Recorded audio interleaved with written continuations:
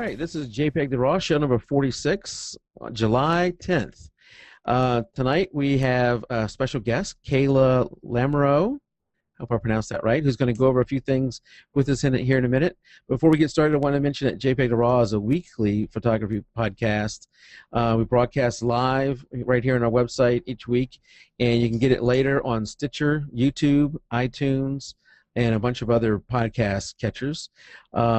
We've had a lot of good growth in our Facebook group. If you're not a member of our Facebook group, consider joining that. There's been a lot of great discussion out there. A lot of new members. Kathleen, Tim, I don't know if y'all have seen it, but we've probably added 30, 40, maybe even 50 people in the last couple of weeks. It's been a lot of good traffic. Yeah, they've been coming up with some great topics and questions and stuff on the page as well.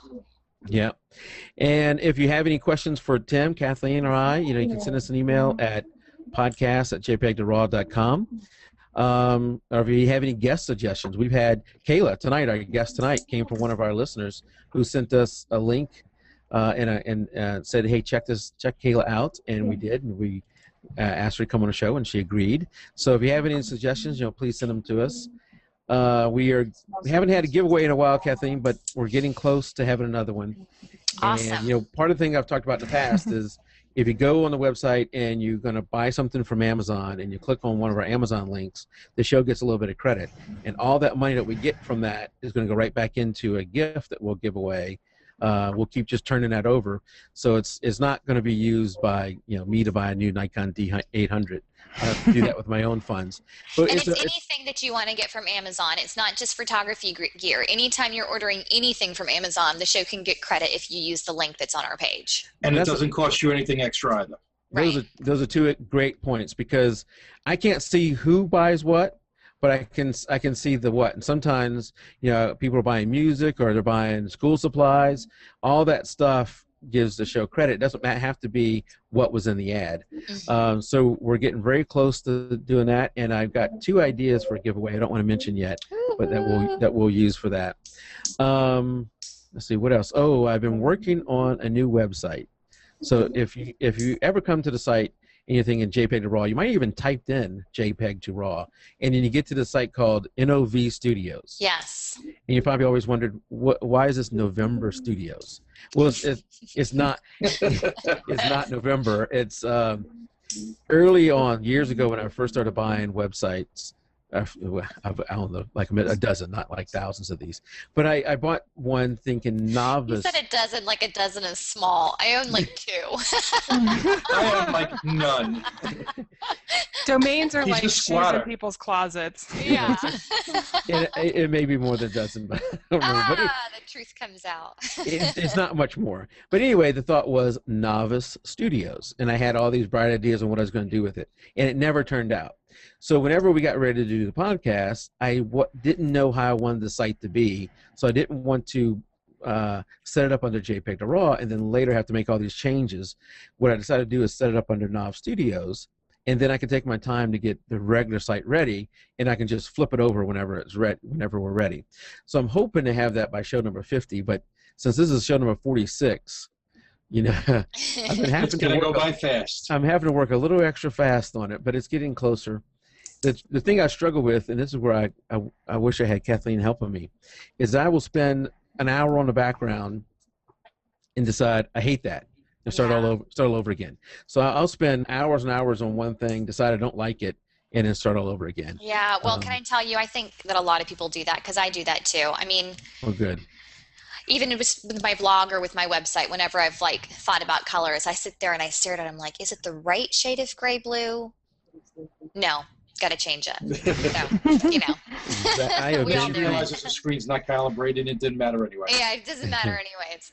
I've been through that a ton of times, and so one of the things I put on our page was a post talking about looking for substitute hosts, because Tim may have something come up, Kathleen may have something come up, whatever, and so from time to time we may need a substitute host, and I'm hoping that eventually I can convince Kayla here to sometime be a substitute. But we'll talk about that. We'll talk about that more down the road. I've got another person who has expressed interest in being a substitute host, and who knows, someday we may start an additional show. I have some ideas for additional shows that we can do, and we kind of have the process down now, where it's going pretty good. So, you know, one of the thoughts, Kathleen, Tim, for additional show is going back to the original thought of jpeg2RAW was a beginner show. Yeah, you know, it's funny because this is what the show was originally supposed to be for, was kind of for beginners. And I feel like that we still do a pretty good job of getting technical and getting more advanced, but then me stopping and saying, what? Can you explain that a little slowly for me, please? And so, Yeah, I definitely feel that a lot. okay, yeah, so we get back to the basics, but I think a beginner show where it just starts from the beginning and kind of works itself up would be nice. Yeah, so I think this will always be the keystone show, and where we'll have the great guests like Kayla come on. But my thought is, and I haven't developed this. This is down the road, but maybe have somebody who is just getting into photography as a co-host, so they can be asking questions that maybe the rest of us take for granted and don't even think about. I love that idea. Yeah, so it's something like that I'm thinking about. We'll see how things develop. Obviously, I got to leave a little bit of time for the family if I want to remain married. So. Yes, that's an important That detail. might be important, yes. Details. Mhm. So also speaking of that, is I think we're going to start trying to do Wednesday nights as the hangout night for the Facebook group. So I will start a hangout like we're in now for the show, and put the link out into the Facebook group, and members of our Facebook group can join the hangout. Just be a discussion. We just come in and discuss anything we want. It won't be a what do you call it, a podcast. We're not going to make it into a real podcast, but it will be something where we can talk, and maybe it'll be easier to share ideas than it would be typing in the Facebook group. And we'll see if that doesn't take off, then we'll stop it. I know I've tried this several times, and it just hasn't got there. But maybe we need a consistent night. So we're going to try to do it on Wednesday nights. We'll see where that goes. But earlier I'd mentioned Stitcher, and what surprises me is the number of listeners we're getting through Stitcher. And if you're not familiar with Stitcher, it's a podcast. It's something you can put on your phone. I guess you can put it on your computer too, and you can get podcasts through it, but it's audio only. And I often forget as we're doing the show that the majority of our listeners are listening audio only, because we'll do photos and we'll do all that kind of stuff, and forget that most of our listeners are audio because we're looking at what we're seeing. So I will have to try and remember that. But we've had a number of those listeners from Stitcher join our Facebook group, and recently we had a guy named Seth White. Hopefully I said your name correct. Join the group. Has been a real good contributor in there. I'm not going to get this guy's last name right, but his first name was Jeff. I don't know if y'all seen him. Yes. In the group. Yes. Both of them very talented photographers, along with a lot of other people out there that have been contributing a lot in the group. So we're glad to have you there in the Facebook group and as listeners out on Stitcher. Yes, it's been wonderful. All right. Have you guys ever... I had somebody ask me the other day that I'm going to have a family event, maybe a family reunion, something like that, and we'd like one place for... people are going to be taking photos mainly with their phones, but maybe with other things too, with their cameras, and they wanted one place for all those photos to organize. Okay. And there's a new thing on Google Plus called Google Events. Have y'all heard about that? Yes, but I don't know what it is. I've heard the name Google Events, and that's it. Okay. Tim, are you about to have something to share with us? Possibly. We need to stop this recording. Yes. We need to stop the recording in progress for breaking news. Breaking news. Breaking news. Breaking news. Before the breaking news is no longer with us. And I'm going to lock us in on Tim, so it won't change. Oh my Oh. word! Oh, she's so little. My little girl. Oh. Oh my word, she's Wow, so she got her eyes sweet. open and everything. Look at that. And look at that handsome big brother. Oh my goodness. Oh. Oh, and he could hear you apparently. What a good looking family. I love it. Mama, we want to see your face too. They want to see your face too. You did all the hard work. Hi. Yeah. Oh, This is my wonderful little family with Oh, me. so Five-day-old daughter. Someone Cool. quick take a screenshot. Aw. That's precious. So I've been taking a lot of pictures, and I will be taking a lot more this week. Oh my Because gosh. it's that 10-day rule. So I wish I could just reach through the screen and pose her from here. I love it. Aw. Oh, look And at her. tell your wife thank you for letting us see this and you coming on the show tonight. Jack. That's so okay, sweet. thank you. All right. Well, here she goes. Wave bye-bye. Wave bye-bye. Aw. There you go. Oh, this is so cute. She's yawning already. I think Yeah, she didn't sleep enough today. she's like, I'm over this phphotography talk. Get me out of here. So cute. Congratulations. Congratulations. Thank you. Aww. Oh, Jack.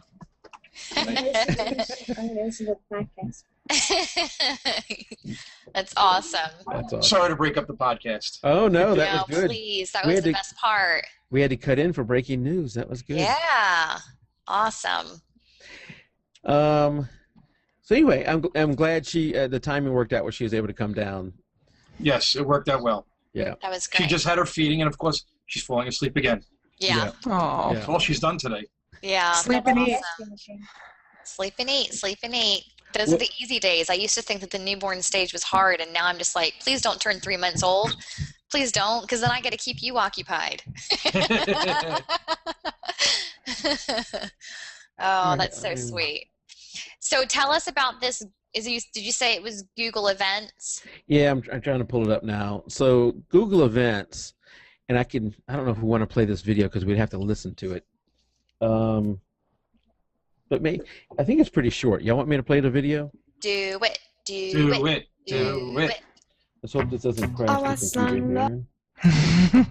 I was slung low and so gung ho for anything to get me to start. I had my rock, I had Y'all aren't my hearing it, but it roll, is playing some music. but I couldn't find the spark.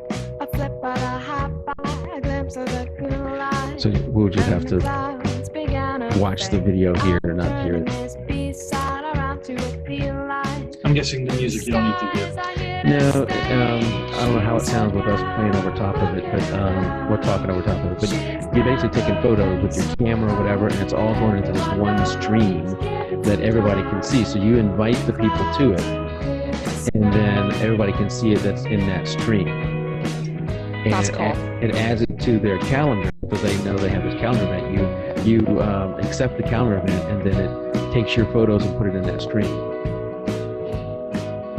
But do you specify that it's for that stream? Yeah. Okay. It specifies for the stream.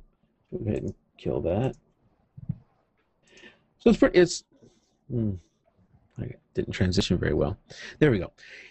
That's pretty amazing. To me, it looks like Google Plus is working really hard to give Facebook a run for its money. Yeah, they're almost, for me, they're turning into there always have been two different things. Google Plus has the better Hangout. Facebook really doesn't have one. Google Plus has the cool things like that we just saw.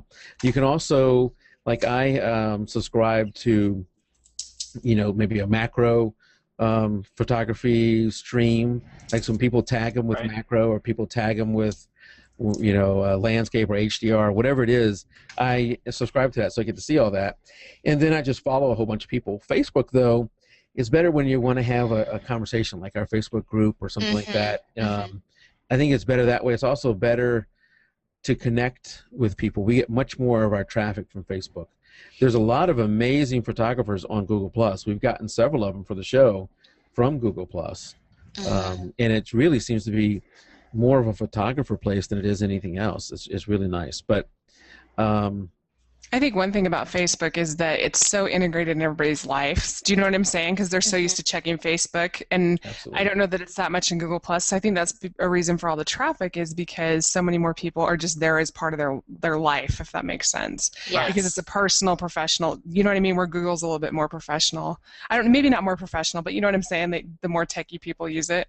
So, no, I think that in my experience. I think that's the case.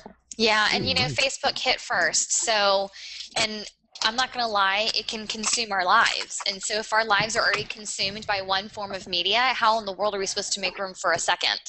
So I feel like if more people were involved at Google Plus, maybe the conversations would feel more like Facebook. But because True. it's not as popular yet, I mean, who knows? I mean, anything can happen. I wasn't on Facebook for the longest time, and then I got on one day just saying, we'll just check this thing out, but I'm totally not getting hooked. And then before you knew it, I check Facebook every single day.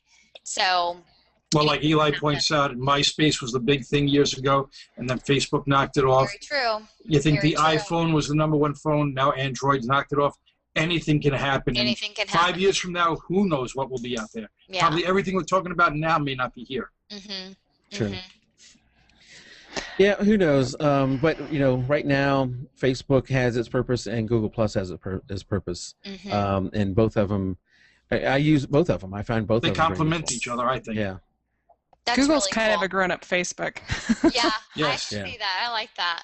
The But one thing, that Go thing ahead. you Actually, just showed I us read an is article super the other cool. day. I'm sorry, Kathy. I read an article the other day that a lot of kids are starting to shy away from Facebook because their parents are on there, and the parents see what they're putting on there. So now they're leaving it for, I forgot what the other site was, but they're starting to leave Facebook because of it.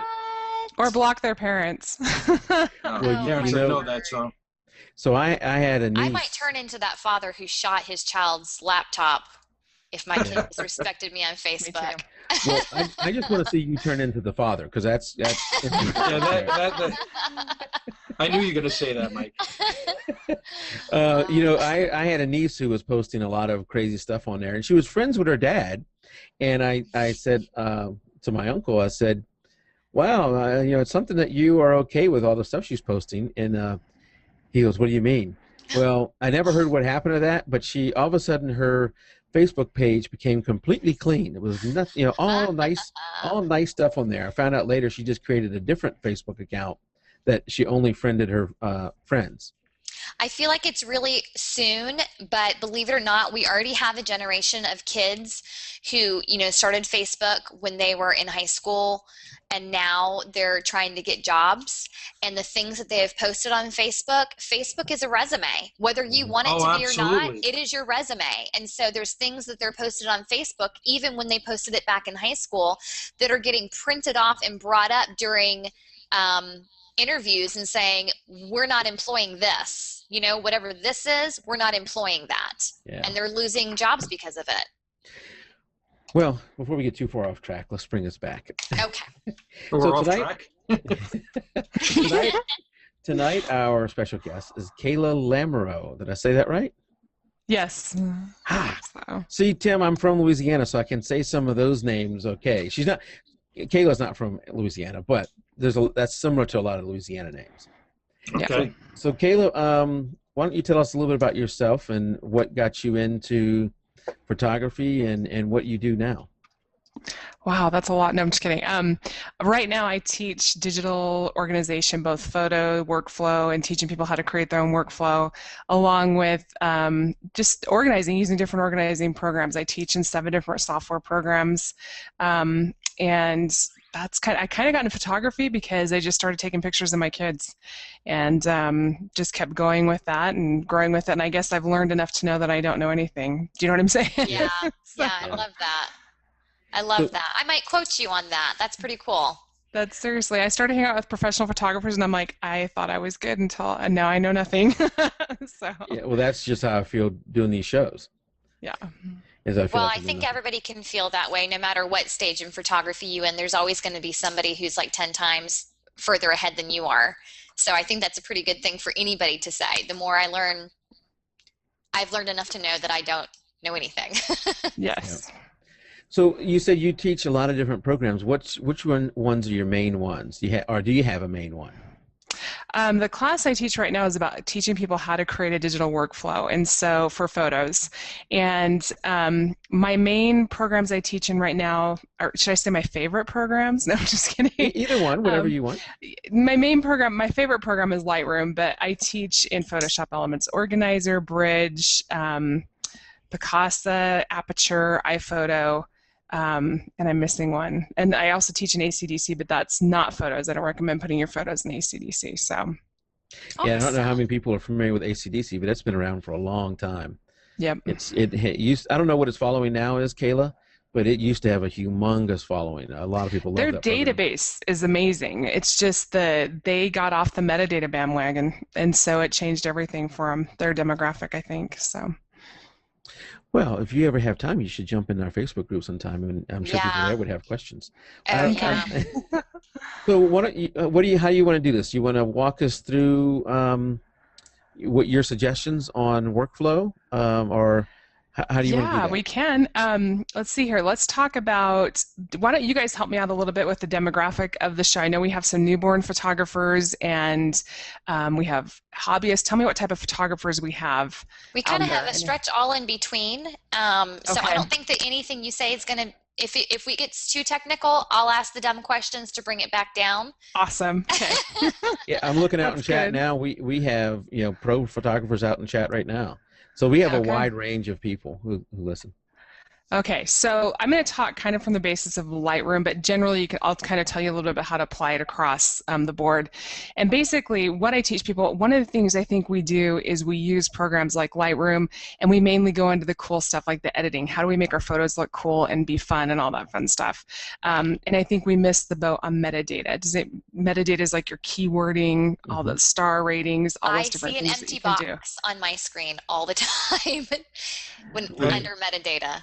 Okay, yeah. It stays empty. So And that's one thing Yeah. I've worked on Talking for to a me. while, trying to really improve upon. And whenever I import my pictures, I do it right away. Because if I wait, I know I'm not going to do it. yeah, forget it. Yep. You won't do it. Okay, go. So one of the things I teach people is how to teach workflow, or how to create your own workflow. And so when you're creating workflow, you really need to think about how you search for photos. So for example, if you're a photographer, when's the last time you had to go back into your archives for a client for a photo shoot? Do you get what I'm saying? Trying to find the photo that you're working on. Or let's say you're looking and want to do enlargements or a photo gift for somebody. How do you go back to find those photos? And generally what we do is we're going back and we're just like searching through all our photos and frantically looking there. And if you're really trying to do something, you can spend hours trying to find the stuff that you need. And so I teach people how to organize things and how to create things and create, because keyword lists are one of those things that you can go buy, like how they have them for stock photographers, and that's a whole other thing of keywording. But you can go buy a keyword list. But generally, if that keyword list around the way that you think and the way that your workflow works, it's not going to do anything for you, if that makes sense. And so it's about creating those keywords based on what was the last thing you looked for. Okay, client names. Okay, let me organize my shoots according to client names, and looking at your file folder structure and how So you do you put everything. the client names in the metadata?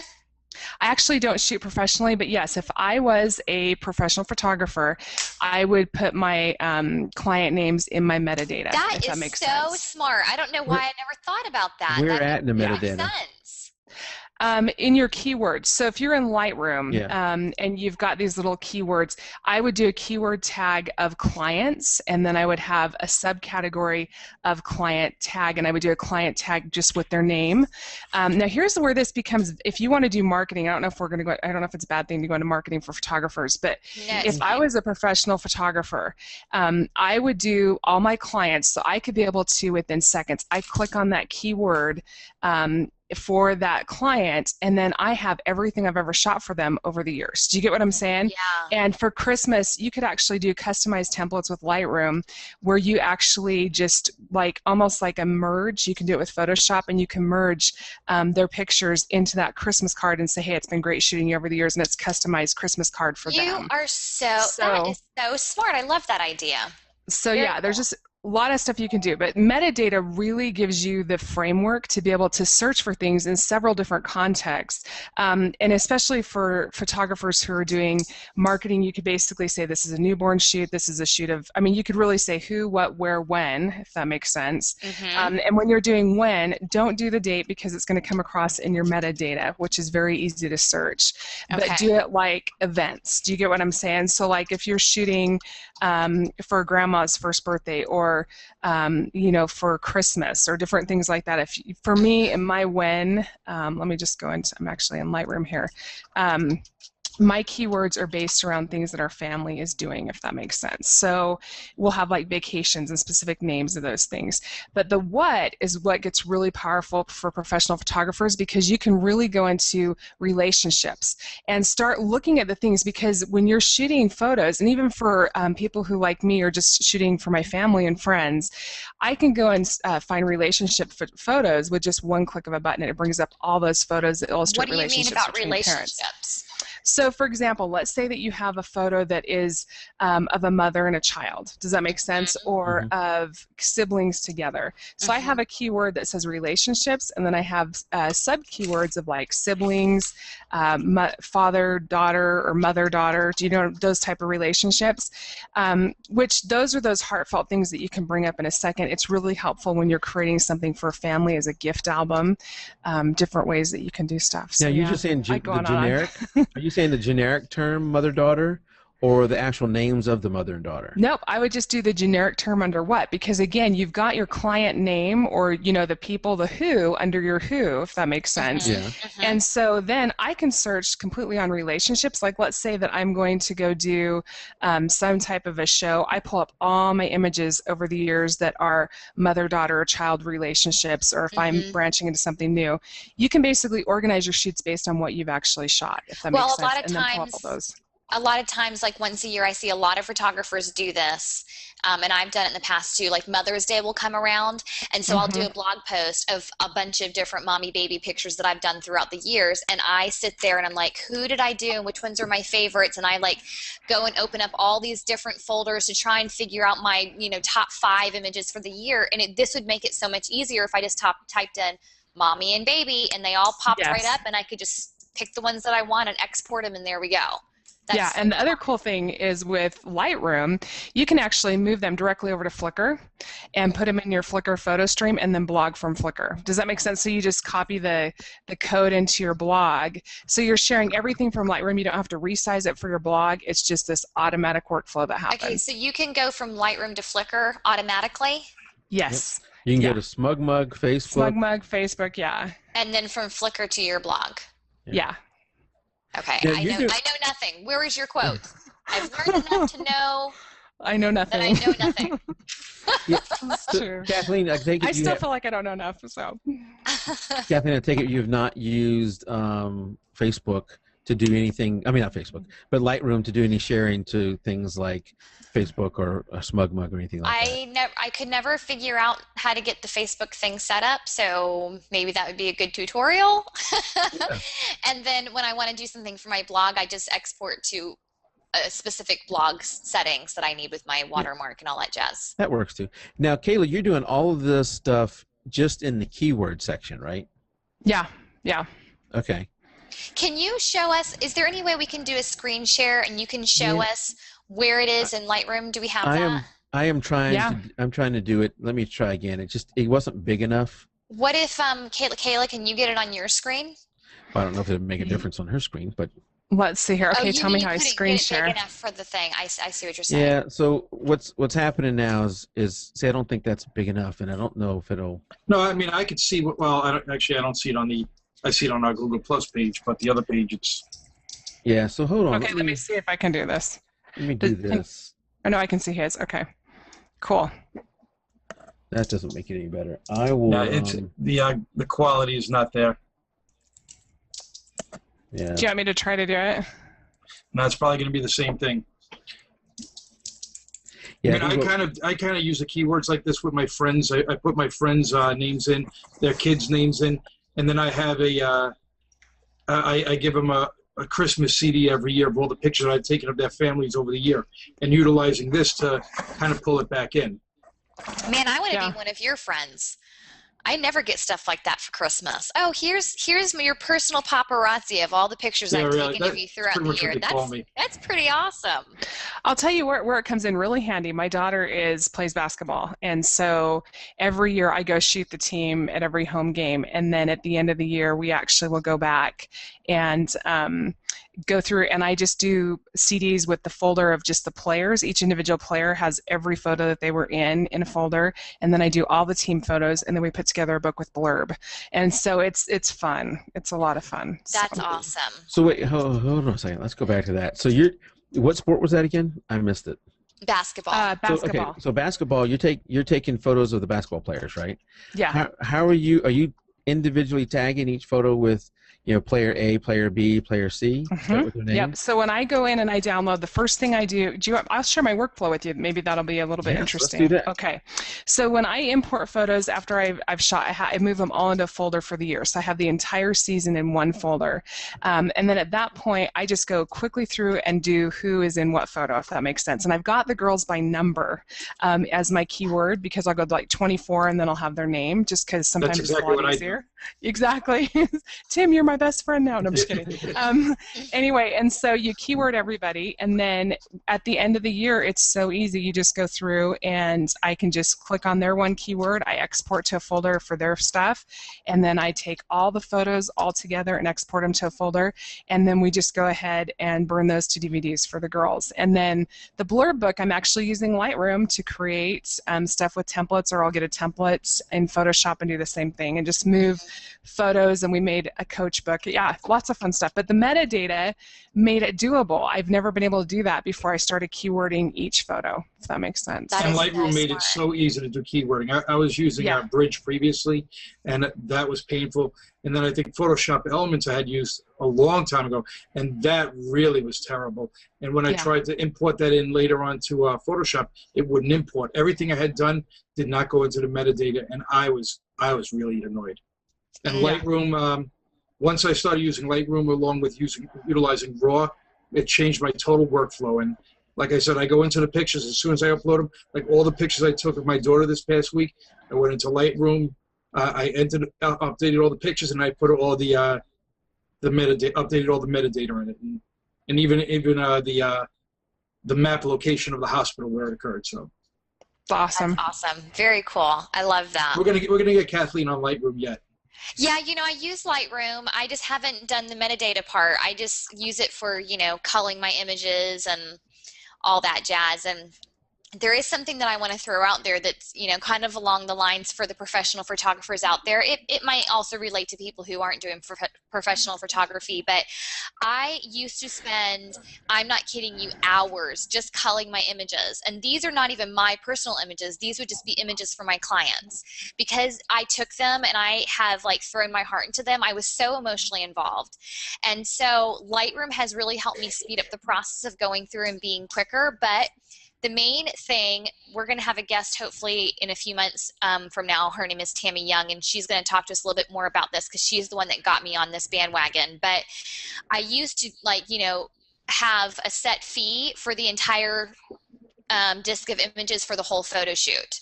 And so I was sitting there and I was editing 30 or 40 pictures to sell to a, client, and that was taking me hours.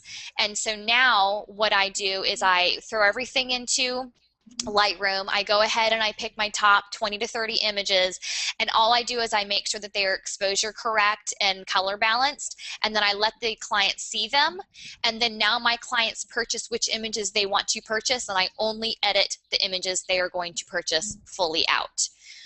So they're not seeing bad work because, to anyone, it's a completely exposed picture that's correct, but the creativity doesn't come until after I know that they're putting their money where their mouth is.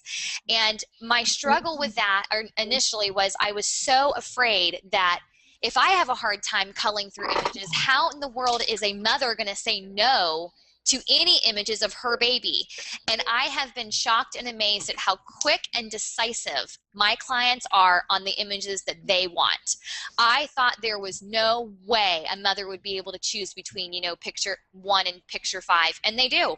And it's because they're not me, and they see themselves in a light, and they want the photographs to reflect them the way that they see themselves. And so if the photos look different of themselves, they're going to pick easily. And so it saved me a ton of time, not me being so emotional about my images and letting my clients choose exactly what they want. That's cool. So, and Lightroom really makes it easy, and this keywording idea is fantastic. It's going to make things even more simple for me. So where do you go once you're done with the keywording? What else do you use in your metadata besides the keywords? I mean, there's this stuff that comes just right with the image, right? Can I go back a second? Yes. Before you get to that? So you had said something about you put all of these into a folder. Can Kathleen. I mean, Kayla, and Mhm. then you import them. Are you importing straight from the card? Yeah, I import directly from my camera to Lightroom. And so doing that, I have Time Machine runs, so it's always backing up my photos. And that's one thing, back up your photos. Yes. Do something, if you're on Windows, SyncBack Pro is an awesome thing that does stuff automatically for Windows users. But that's how I feel, because before I had all that, I would actually back them up. And you can do that on Import with Lightroom as well, as you can back them up to a folder. Do you do but yeah, both they're just, now? Do you do Time Machine and backup upon import? No, I actually do Time Machine and Backblaze. So I have local Okay. backup and then I have offsite backup, Okay. which I really love because I don't have to stress about things, and I can't tell you how many times they've saved me. Yeah. Yeah, so basically they go into a folder. Now, if I'm shooting for myself personally, I have just the year is one folder. So I'll have photos by year and then 2012. And then those are downloaded into that one folder. And then I basically go through that previous import. I'll click on previous import, and then I'll just basically go through and edit, or call my images, and then I go through and I add all my keywords, and then I go into the develop module and I start doing the editing. Very occasionally, if I want to add texture or do something I can't do in Lightroom, I will move it over into Photoshop, do editing there, and then come back, add the map version, all the location metadata. One of the things I do too, and this is something for professional photographers, if you want to add or even just regular people like me, if you want to add the map location, what I've started doing is when I know I'm going to do a photo shoot, like I did one for my nephew for his senior portraits, I actually shoot one photo or two photos with my iPhone that has GPS. I do the exact same thing. Yes, okay. And so then I download that with my photo shoot set, and then that gives me the map location, and then I can just assign all the other photos to it. Do you know what I'm saying? So Absolutely. I do, Kayla, one of the things I do is I always have my phone with me, of course. yeah. And if I come across a spot that I go, ooh, that looks like a good spot, I want to come back, I'll take a photo with my camera, my phone, and then in Lightroom, it tags it where it's at, and I tag all those photos a certain way, like potential spots, so I can go back and pull them up and see them on the map where I want to go back and look. So let me you're adding the keyword potential spots to them, Yes. right? Yeah. Okay, sweet. So then you just got okay. Yeah, no, I use keywords a lot.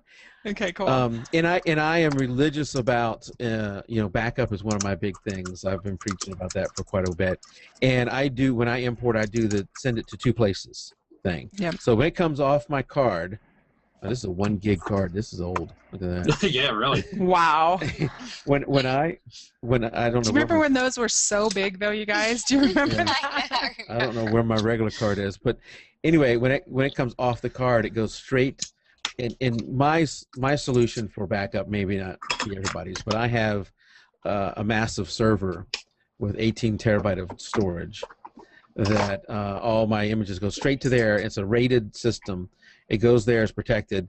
Then it goes to my PC, where I'm going to edit them. And then I actually have something for PCs. I know you are on a Mac, and so is Kathleen. Sorry, guys. Tim, you and I are on a PC, and there's something called SyncToy. There's a number of free programs you can get, but one of them is SyncToy. And I have that just run every night. It runs, and it takes the images off my computer and puts them to another server I have that's running Crash Plan. And that Crash Plan thing uploads it every night to get backed up.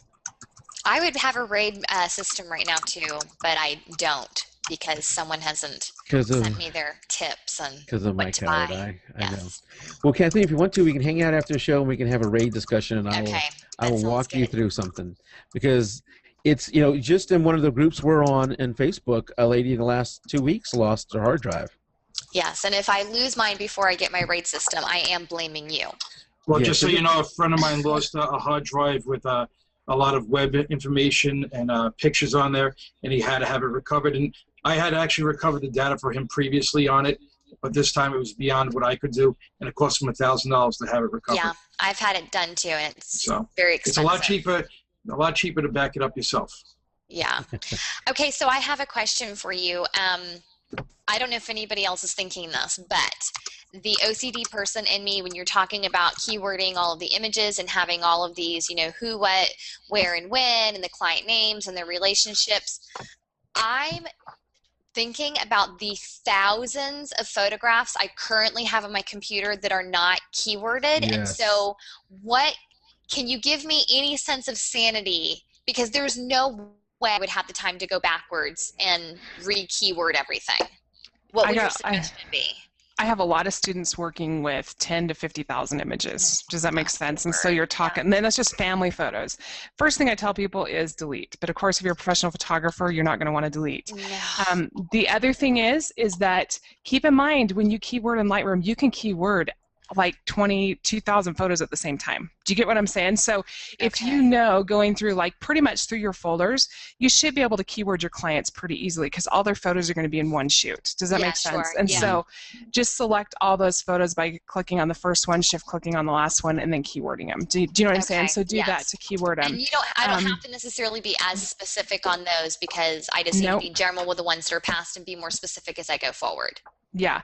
Now the other thing is that when you're working with clients be the first thing I would do, but the second thing I would do is I would go through and star your favorite images that you're going to use in marketing or different things like that. Use your star ratings and keep those, even though you can go up to 5 stars, I tell people only use 1 to 3 because as your collection grows over the years, that's kind of a thing to bring you down like a needle in a haystack type of a thing to help you search. The other what do you mean, like 1 being your best? Like no, I would say 3 are like your best of the best photos, and that's really, those are those shots that like if someone said I need 3 photos from you today, that's one of those shots, or 10 photos that out of your whole career. You know, I've been doing I use a 5-star for whichever ones my client has purchased. Yep. So I can 5-star. I can do a search for my 5 stars and see every image that any client has ever purchased. But I need to do the ones that I like for like my marketing purposes because it's not always the same image that a client likes. How about this, Kayla? Because here's what I do: is I'm somewhat like you in that I never believe anything is 5.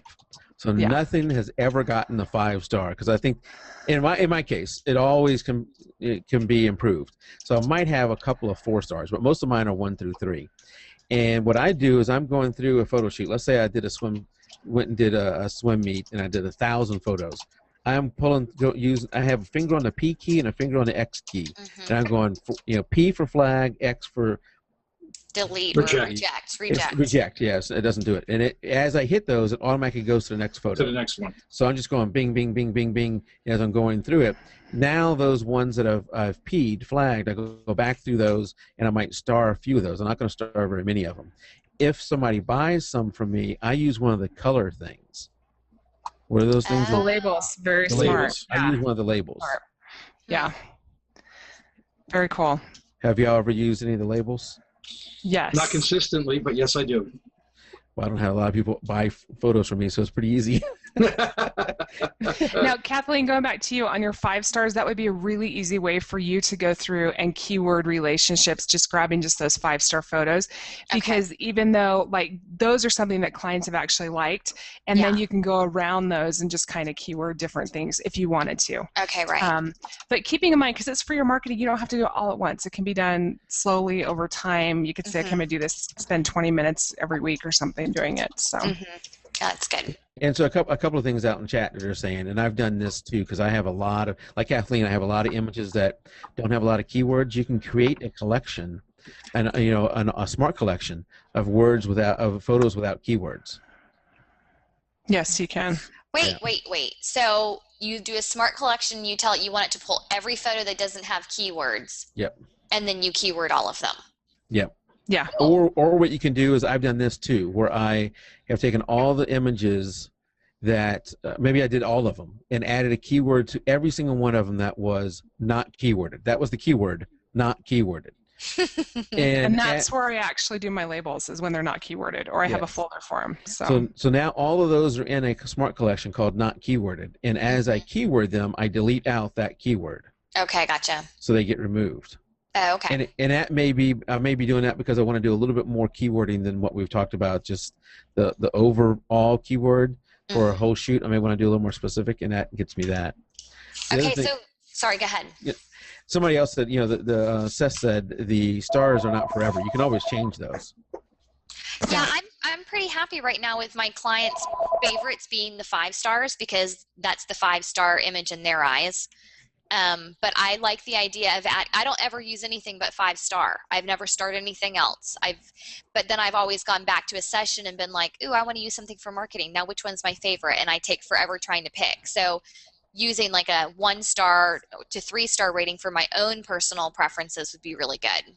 I like that. And Mike, I think there's also a way of doing, instead of using a smart collection, of picking out the find function, which which photos do not have a keyword on it as well. Because I use the smart collection for, like what we talked about before, my friends' names. I just have a smart collection where it looks for any of the names on them and it automatically dumps it into there. And then in the year, I just print off a CD of those pictures. Okay.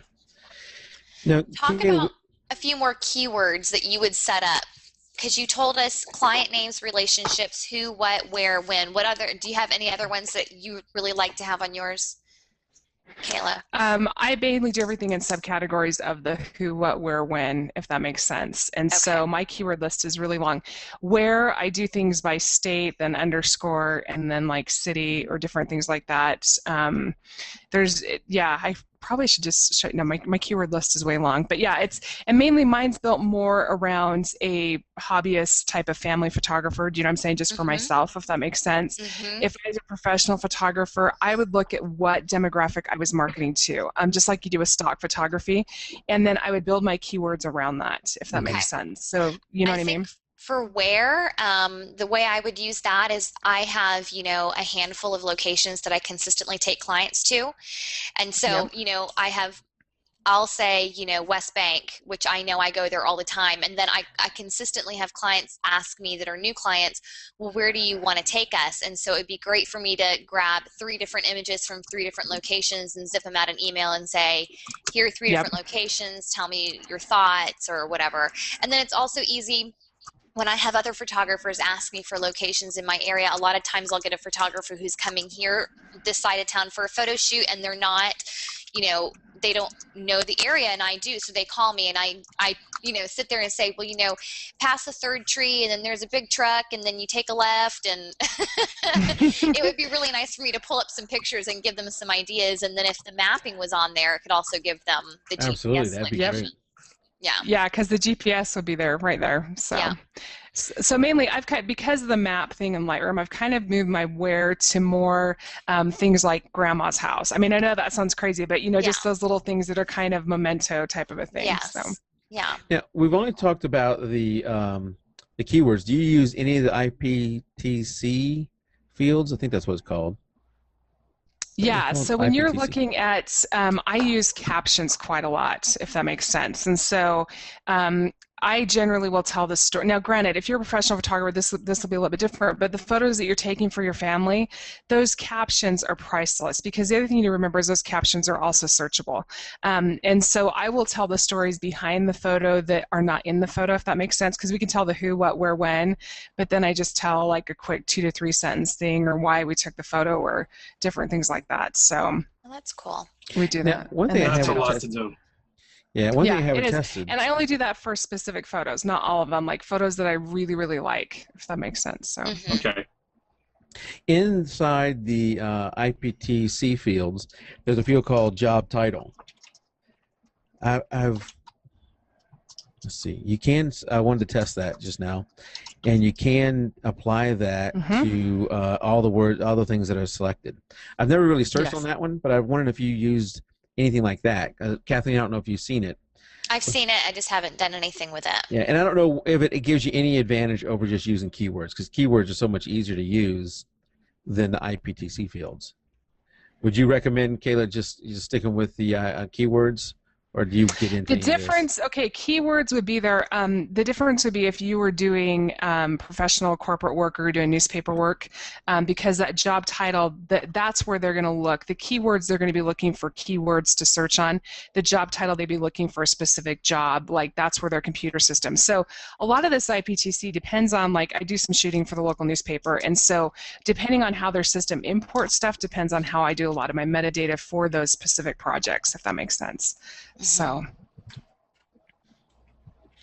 Okay. Yeah, and it seems just easier for me. What does ITPC stand for? International Press Telecommunications Council, I want to guess. So it's like the, Sounds it's the big, No, That it would is. not have been my guess. I would have been like itsy bitsy No, spider something or other. I have no idea.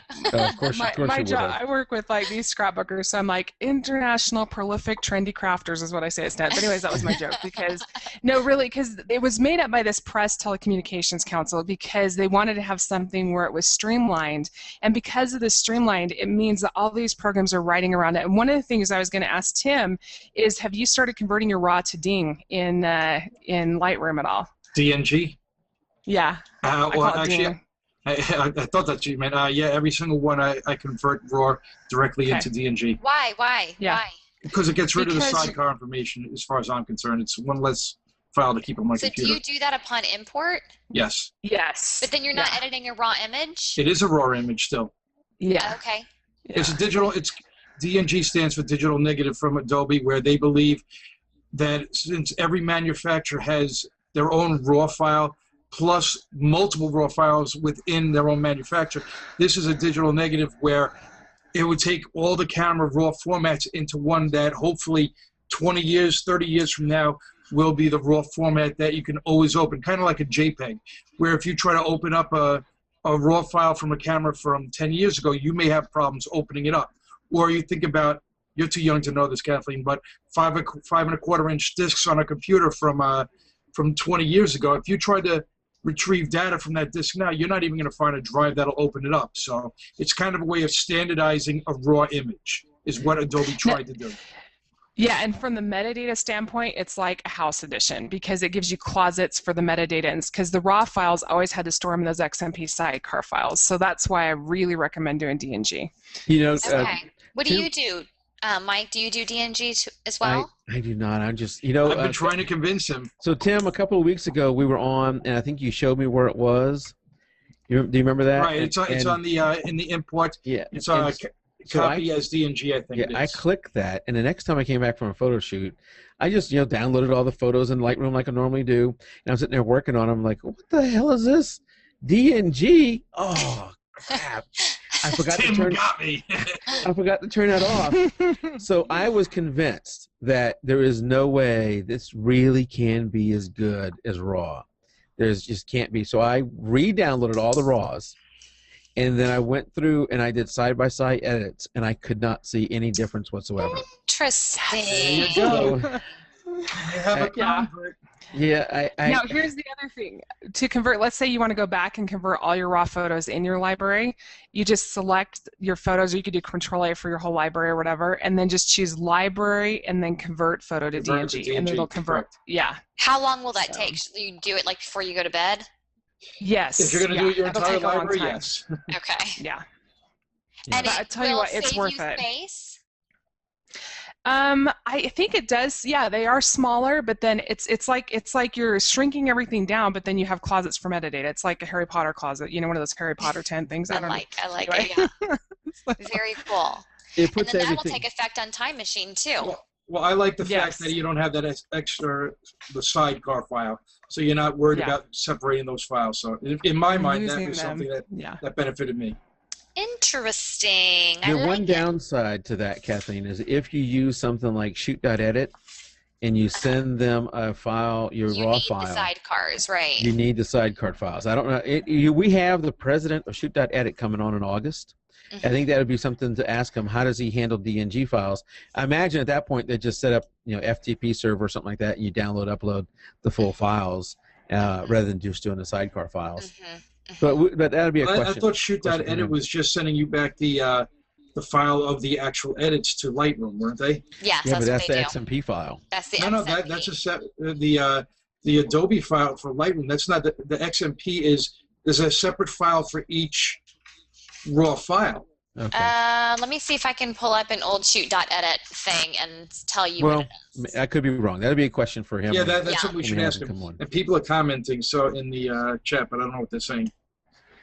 The other thing I wanted to bring up is back when we were talking about workflow and you were talking about how you do that XP and it just auto moves on to the next thing. Yes. If people's Lightroom isn't doing that, choose photo and then just make sure that the check mark next to auto advance is on. It saves you so much time. I used to do like arrow key, Okay, arrow thank you key for X, telling me that because Right, sometimes I mine agree. is So- working and sometimes it isn't. I have Yes. an order sitting here from shoot.edit and it sends you an XMP sidecar. when you send them the raw file, they send you back the XMP. Yeah. And that's because your raw file can't have files inside of it. So I wonder if you send them a DNG, if it would allow everything to be in there. Yes, I wonder what to do. That may be. I don't know. We'll have to ask. That is a good question. Because, I mean, I'm a proponent of DNGs. So anybody who missed that, what Kayla just said, that's very important, because I talked about this in the Facebook group, and I've talked about it just tonight, the P and the X. If yours is not doing that, and that should work not only when you hit P and X, it should work if you manually press the flag, manually press a star rating or something like that. It should auto advance if you want it to. If it doesn't, then go under photo, and I'm on a PC. I don't know what your Mac menus are, but on a PC, the menu photo, and then look for auto advance, and it should be checked. Okay. Sorry to distract us. Okay. You have, Kayla, you have a quote that's on your blog that I love. It's by David Young, and it says, "It is the photographing of ordinary things in extraordinary light which results in extraordinary photographs." I just loved that quote, because so much of I think what as professional photographers miss is that we're shooting always for our business and rarely ever for ourselves. And just today, even before seeing that quote, I had just put on my photography blog some personal images of just my kids being sleepy around the house and all cuddly with their, snuggly bears. And they're some of my favorite pictures. Now, of course, because I'm a photographer, my child was on their bed with no light anywhere, snuggling with their teddy bear. So I pick them up and put them in front of a window and then scooch back and shoot. But it's still the combination of the two is why I love them so much. And your project that I saw, it's Project 365 that you guys do. Yeah. It's just a reminder that we need to pick up our cameras for ourselves if we're professionals every once in a while, because we don't do it often. I need to go back to my blog post and edit it and add in this quote that you have on your website. I love it. Thanks. Yeah, I think you should always shoot for yourself. Now, it gets a little more complicated when you are shooting for clients. You have to take that into account. But, we've had that come up several times in groups that Kathleen and I are in, where a client wants the photographer to do something that they really don't feel comfortable with. Not something immoral. I mean, that's a different story. But something, a particular style that they don't like. And if it's too far off your style, maybe you just don't do that. Yeah, I don't know. And I've also. I think that takes, I think that takes maturity and longevity in the business. I mean, I remember my early days when I was doing it, I felt like I couldn't let anybody down. And now I've just realized that I can't let myself down. And so it's just a matter, if I'm not comfortable doing something a certain way, I'll just tell them I can't. And it took me a long time to even say no to a photo shoot, period. Now I do it all the time. But now if people call me and they say, hey, we just want Christmas pictures, I send them to another photographer who does Christmas pictures, because I don't do them anymore. It's not what I want to do. I do not enjoy them. It is stressful to me because everybody wants them last minute and wants them back right away. I'm sure that's harder to do when you're just building your clients. Yeah, it is. It is. It's something you got to kind of learn where you sit with it as you go on. Yeah. And, we also had, I think just today in the Facebook group, where a client is asking for all of the shots. I want to see all of them. And, I want to see them as shot. Like, I don't shoot for money, but even though I don't shoot for money, I'm not going to show, unless it's in a instructional setting, you're not going to see my straight out of the camera shots. If we're doing something on Facebook where we're comparing and doing some kind of instructional thing, and we want to start with the original image, maybe. But outside of that, no, you're not going to see them. Yeah. Yep. Amen. Yeah. Okay. So are we done with the keywords, or what do we got? We are at 9:30 actually, so we can open it up to chat if we want. 9:30 already? Yeah. I know. We can open up the chat if we want, or if you had something else that we want to talk about here, Kayla. One thing I did want to bring up, we talked about the difference between keywords and collections. Why not, you know, just doing smart collections, okay? Now, your smart collections are really cool because you can do, it's kind of like an ongoing search, and it's just this nice little photo box that sits over here like a virtual collection. But a regular collection, one of the differences is if I was going to create a collection, just a basic collection I'm clicking and dragging images into, one of the differences for that, and the reason you want to use collections over keywords, is that in your collections you can redrag the order. So that's a really good place to set up for a project, like if you're doing a book, or you're doing a slideshow, or you're doing a web page, so you want things to go in a specific order. So it's one of the things we had talked about that I forgot to talk about, is the differences between collections and keywords. You know, when I first started using Lightroom, I put everything into, I created a collection. So I go out and do a shoot, and I had, looking at it now, I had main things like sports, trips, you know, things like that.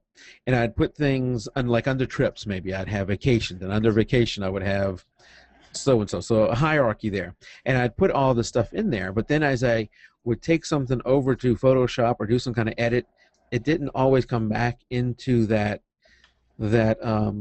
collection, but it would be on the actual folder where the shot was. Yep. Does that make sense? So when I download mine, I have it go to the year and then the day, I think is how I have it. So I could go to 2012 and then July 10th, 2012 is the folder. If everything I shot today will go into that physical folder on the hard drive. So I actually am doing most of my edits right from that folder, because I know if I go out to Lightroom or go out to Photomatics or wherever I'm going to go, they're going to come back into that folder, but not into my collection. And that's another good reason to use keywords over collections, if that makes sense. Yeah. So yeah. Wait, okay, so hold on a second. So you use keywords instead of collections, and then, well, where are you doing your edits from? The Smart Collection or from the folder? The folder. The folder. Yep, from the folder. Yeah. Okay. So, or the previous import. I always thought maybe I just hadn't figured that out and everybody else knew how to do it. Another thing I was going to share, and this is really helpful too, is, and this might be something you could add as a service for clients and stuff like that, depending on how you'd have to be kind of finagle how you're going to use it. But one of the things I will do is after I take photos in an event, I will share them on Facebook, because Lightroom actually tracks the metadata and all the comments, if that makes sense. And so, okay, wait. Yeah. It tracks the comments? It tracks the comments, yeah. Where so do when you I see share that? things on Facebook, when you go, if you're looking at your photos on Facebook and you've shared them, you actually have this little place. It's down below collections, and you can actually look at what the comments were, if that makes sense. And when you scroll down to the bottom on the right, if that makes sense, you will see it'll say no comments on the very bottom of that right metadata field. You don't. So that's only if you send your images directly to Facebook from Lightroom. Yes. Okay. Yeah. I need to start doing it that way. I need to figure out how to do that. Yeah. I've been sending. I send to Flickr from within there, but I rarely send straight to Facebook. All right, I'm trying to find a photo of no head comments. I never knew this. Yeah, and what will happen, and it'll show you all the like counts. Now, this is really powerful for photographers who are wanting to see which way, because, you know, we look at things, if I was marketing as a photographer, I would look at things as how I thought was the best image. But if you go through Facebook and see which photos people liked, does that make sense? Because they're sharing it with their people. Yeah, so you could really look and see and identify. It's kind of like this test market, your social market of all your people. But then with those comments, you could actually offer a service of adding those into the metadata, like the caption, things that people said, which is kind of a crazy little thing. It's one of those things your clients would never see, but they could see if they, you know, in Picasso or different things like that. So that's interesting. All right, so I'm looking now at a collection. Oh, why does it say 2 operations in progress? I don't know what my Lightroom is doing right now. Because it's probably republishing. I hope not, because that's using up bandwidth. Hopefully our... Okay, yeah, we're good on bandwidth. But anyway, so I'm in the whatever you call it, the publishing service, Facebook, and I'm down there looking at one of my shoots, and I'm looking at an image that I am pretty sure, not positive. Yeah, I'm pretty sure this had comments on Facebook, and what it's doing right now is it says downloading comments. So I wonder if it doesn't do it automatically. No, you actually will have to like go through and hit that little. Do you see that little refresh button to the And left of no comments? that's what I did do. Yep. So it's doing it right now. Yep. Well, Yep. I hopefully while we're So- still doing the show, that comes back because that is going to be so cool. Oh, I see. It says like count. I see the like count on it now too. That's Alright. pretty amazing. I never knew that. So and it's a kind of one of those things we talk about marketing from that backwards way, because we look at things of what how the mother looks at the photos and she picks the ones that she likes, and then we look at the photos and we pick the ones that we think are good based on technical stuff. Yeah. It's really interesting to see what appeals to most of the audience, if that makes sense too. Yeah. Because technically may not be what sells. Yes, yeah, no, exactly. it's not. It's not. Well, and a lot of times it's the connections, but a lot of times it's the one that the mom feels like she looks pretty. That's the one she's Yes. gonna buy. You know what I Yeah. mean? If it's Yep. just of her child, then it's the connection of the child. But if she's in it, it's the one that she's gonna like herself in the most.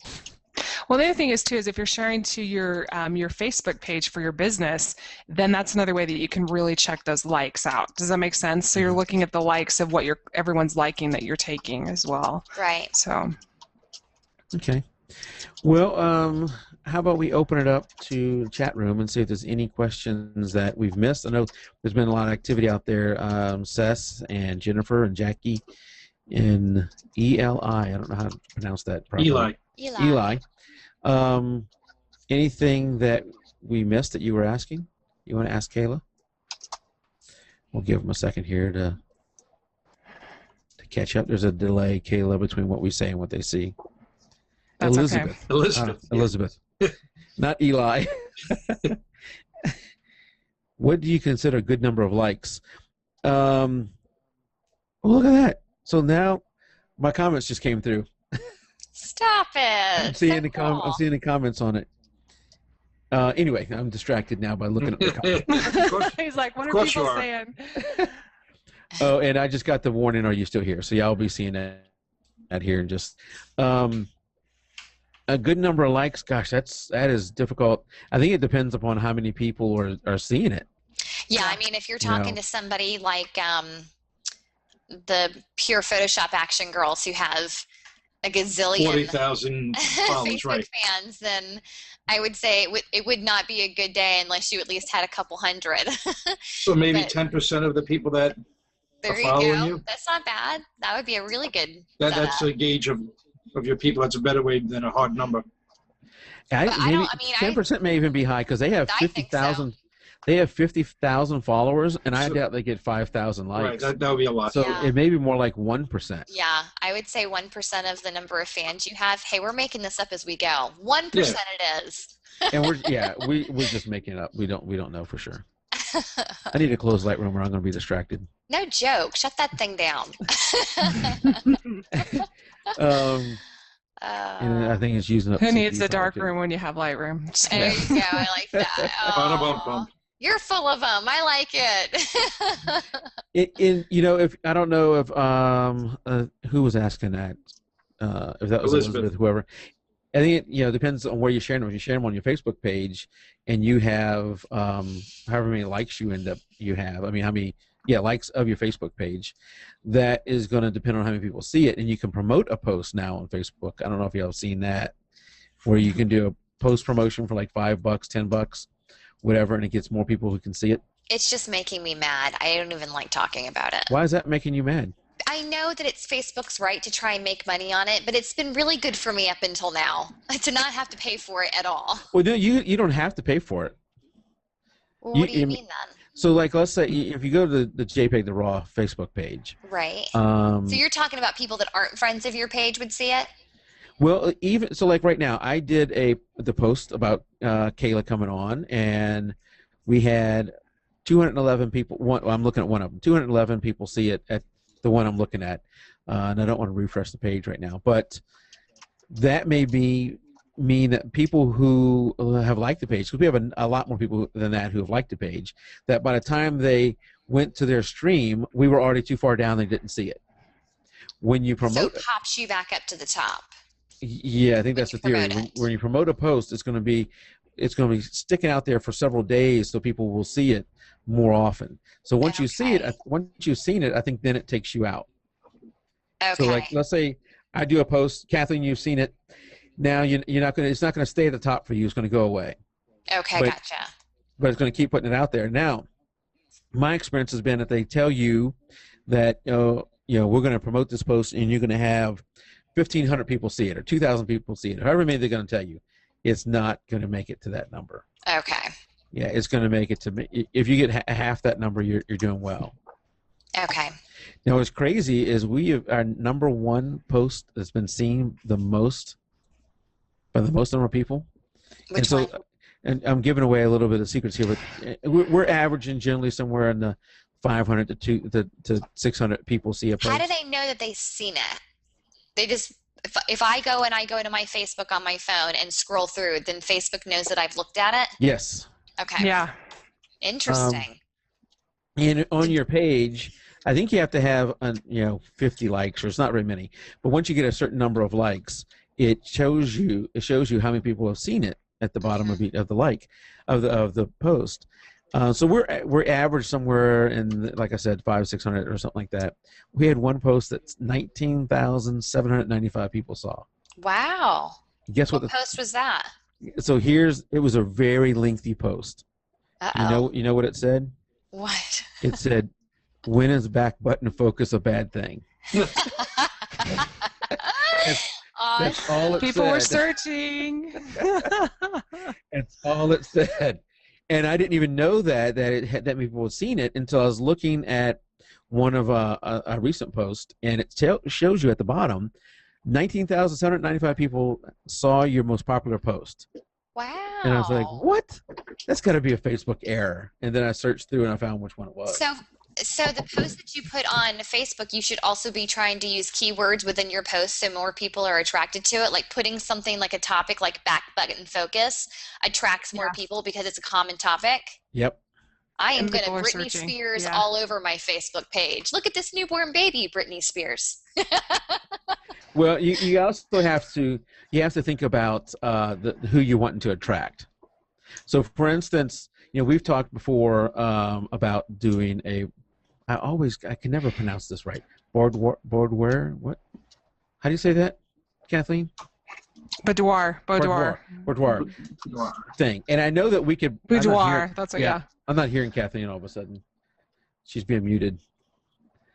I found the mute button for Kathleen. Better watch out. She might put a hat on again. Yeah, I muted Kathleen where she can't speak anymore. It's that Mac of hers messing up.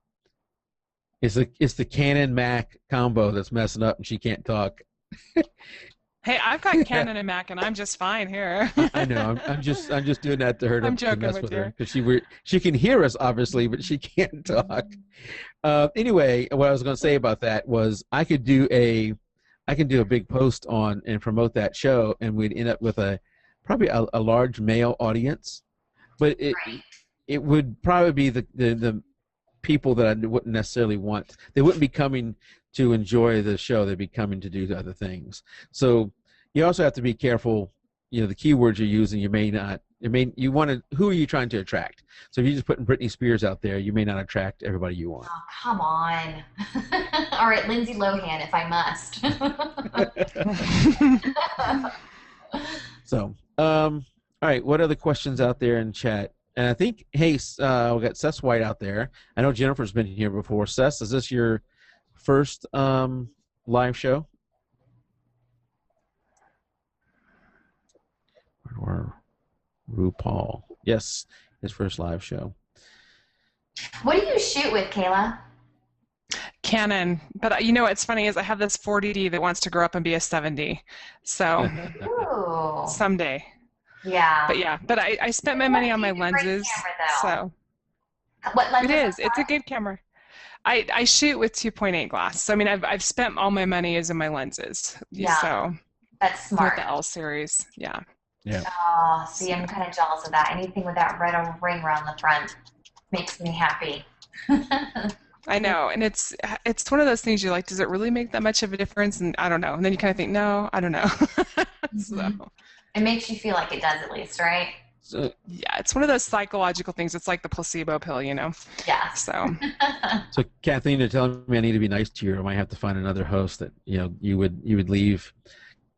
Kathleen, Kayla shoots cannon. She's a cute girl with short blonde hair. I mean, seriously, what are we? you see, Trevor, how easy it is to replace her. No. I'm not as reliable as she is, though. I could tell you that straight up. Reliable? Don't go on reliable. There's a lot of adjectives you can use to describe her, but that's not one of them. That's not one of them. No, we love having Kathleen as a co-host, and early on in the show I had wanted to get Kathleen to be a co-host, and fortunately I was able to trick her into being a co-host. So if she needs time off every now and then, that's fine. I love it. Yeah. We even changed the start time of the show for Kathleen. Yes, that was part of the deal to get Kathleen to be co-host, was to move it from 8 to 8:30. Yeah. Did you guys hear Whitaker screaming in his room when the show started? I want my mama. Did you hear it? So look at that question that just came up. Kathleen, yes. aren't you doing new graphics for the show? I have a long laundry list of things I'm supposed to be doing for the show right now. So Kathleen is supposed to be doing the graphics for the show. She's supposed to be writing an article on how do you know when to turn pro for the show. You were gonna do the weren't you gonna post the sheet.edit or whatever? I think that we got around. I did that already. Else. Not on our page, but I did something else for that. I told you to rip it off of my page. That's good enough. I did my job. I just did a quick post and link to yours. You also we had a guest award, and they talked about that earlier in the show, but I think that you missed that. Yeah. And so we had a guest war on who can book the most guests, and Kathleen kept up for a little while. I tried really hard, and then I just had to give in. My favorite thing about being a host on this show, Kayla, I will tell you, just because it will be the same thing for you, is that because I'm not getting paid, I can be myself, all of it. The unreliable part, the promise and never come through part, all of it. And Mike still loves me just the same. Yeah. That's cool. All right. Well, if we don't have any more questions out there, what we'll do is we'll end the live show, and then we'll come back real quick to do the wrap-up thing. Awesome. All right, guys, and we don't actually have to leave this time either. Okay. Everybody out there in chat, thank you for coming, and we'll see you next week when we have, who is it next week? Michelle Anderson? Is that who it is? Is it Pinkle Toes? Yes. I'm going to have to work something out where I can be available for that. Michelle show. Anderson, Pinkle Toes is next week. She's amazing. And Kathleen is not going to be here next week. I'm going to be traveling. Seems like anytime you have a guest she wants.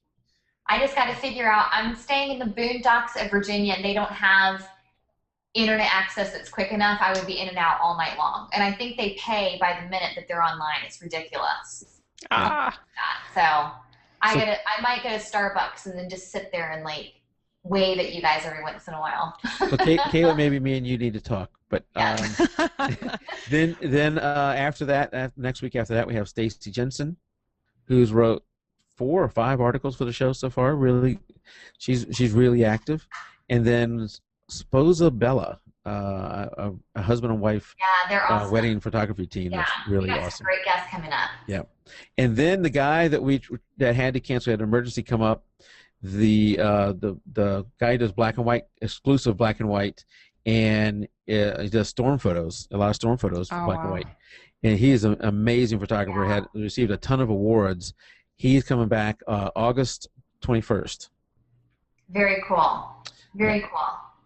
Well, guys out there in chat, thank you for coming. We're going to end the live show now, and then we'll come right back in a second.